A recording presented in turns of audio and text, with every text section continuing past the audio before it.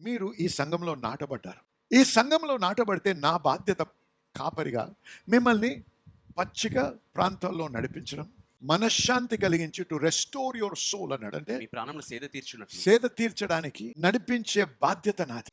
కాబట్టి మిమ్మల్ని ప్రోత్సహించి చెప్పేది ఏంటంటే, వాక్యము చదవడంలో నిర్లక్ష్యత చూపించకూడదు. హల్లెలూయా చెప్పాలి. వాక్యములో దేవుని జ్ఞానం ఉంది. వాక్యములో చదివినప్పుడే దేవుని తెలుసుకోగలము. దేవుని గుణశీలత, దేవుని మనస్సు, దేవుని ఆలోచన విధానము, దేవుడు ఏ విధంగా ప్రవర్తిస్తాడో ఇవన్నీ మనం చదవడం ద్వారా, ధ్యానించడం ద్వారా మనం గ్రహించగలం. ఆమేన్.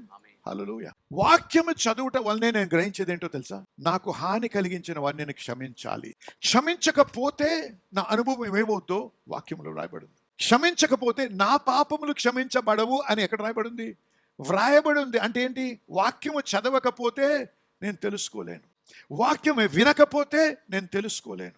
వాక్యము ధ్యానించకపోతే లోతైనటువంటి మర్మాల్ని నేను తెలుసుకోలేను. ప్రశస్తమైంది ఏది కూడా ఈ లోకంలో పైన కనపడ. డైమండ్స్ అంటాం, వజ్రాలు, బంగారం అంటాం, ఇవన్నీ పైన ఉండవు. భూమిని తవ్వి తీయాలి. ఎందుకంటే ఆ వేడిలో తయారవుతాయి, అవి ఆ ఒత్తిడిలో తయారవుతాయి. ధ్యానించుట అనేది అంటే మైనింగ్తో సమానం. మైనింగ్ అంటే తెలుసు కదా, లోపల ఉంటుంది. కాబట్టి ధ్యానించడము ఆ గనుల్లోకి వెళ్ళి ఆ ప్రశస్తమైన దాన్ని మనం తెలుసుకొని గ్రహించి అనుభవించే సమయం అని. వాక్యం చదవాలి, వాక్యం వినాలి, వాక్యము ధ్యానించాలి. వాక్యము ధ్యానించడం ద్వారా ఏమవుతుందంటే మనము దేవుని జ్ఞానాన్ని మనము తెలుసుకోగలం, ప్రణాళికలు తెలుసుకోగలం, పద్ధతులు తెలుసుకుంటాం. హల్లెలూయా చెప్పాలి. యెహోషువతో దేవుడు ఏమన్నాడు?